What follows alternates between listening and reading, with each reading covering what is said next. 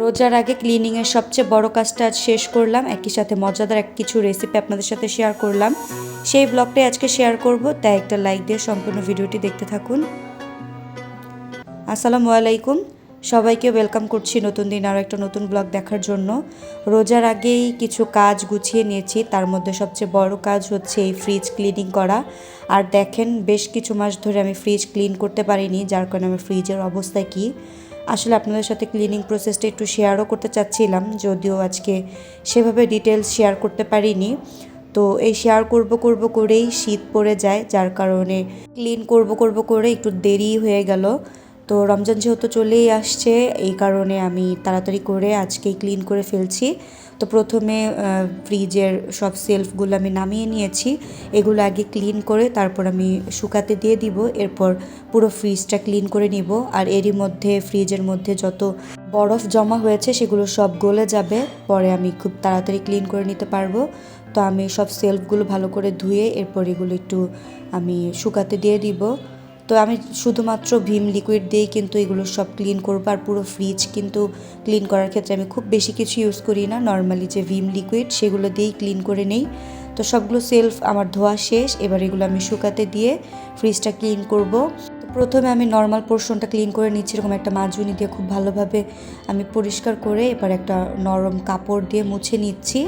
আর খুবই হালকাভাবে আপনাদের সাথে শেয়ার করলাম, পুরোপুরি ভিডিও করতে পারিনি, তাই আর পুরো প্রসেসিংটা শেয়ার করিনি।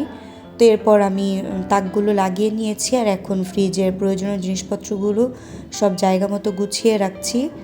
তো ফ্রিজ ক্লিন করা কিন্তু অনেক সময় সাপেক্ষ, আর এগুলো পানির কাজ। তো একদিকে পানির কাজ করছিলাম, আর একদিকে ফোন সামনে রাখা, সব কিছু মিলিয়ে বেশ ঝামেলা হচ্ছিল। আর এবার ফ্রিজে বেশ বরফ জমেছিল, তো পুরো ঘরেই কিন্তু পানি পানি হয়ে গেছিলো, যার কারণে ফোন স্ট্যান্ডটা রেখে ভিডিও আমি সেভাবে করতে পারিনি।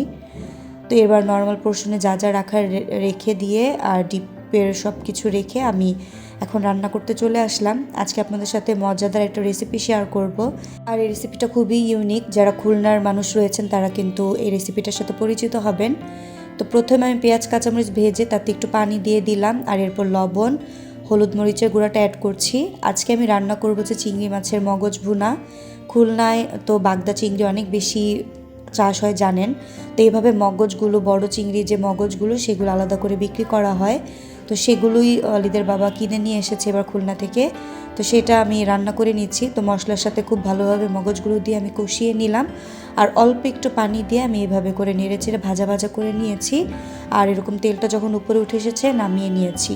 খুবই মজা লাগে এই রেসিপিটা, এভাবে শুধু খেতেও ভালো লাগে, আবার চিংড়ি মাছের সাথে যদি আপনি মগজটা দিয়ে একবারে ভুনা করেন সেটাও অনেক ভালো লাগে।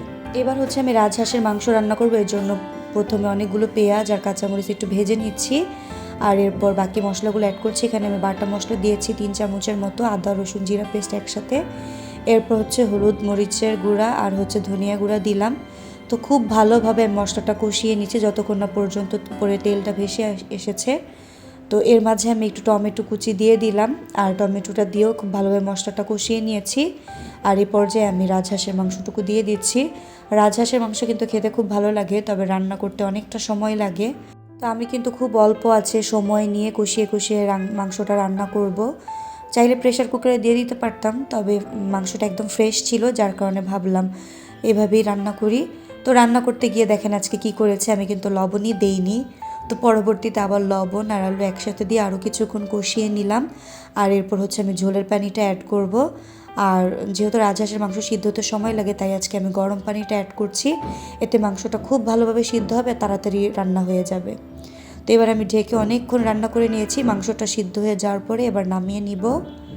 তো এই যে আমার রান্না কিন্তু কমপ্লিট, দেখেন লুকটা কত সুন্দর এসেছে, আর খেতেও কিন্তু খুব ভালো হয়েছিল। এরপর হচ্ছে আমি রমজানের জন্য আগামী কিছু প্রস্তুতি নিয়েছিলাম, সেগুলো তো রিলে আপনাদের সাথে শেয়ার করেছি। আগামীকাল থেকে যেহেতু রোজা, তাই সবাইকে অগ্রিম রমজানুল মুবারক জানিয়ে আজকের ভিডিওটি এখানেই শেষ করব। ভিডিওটা কেমন লাগলো অবশ্যই জানাবেন। সবাই ভালো থাকবেন, সুস্থ থাকবেন। আল্লাহ হাফিজ।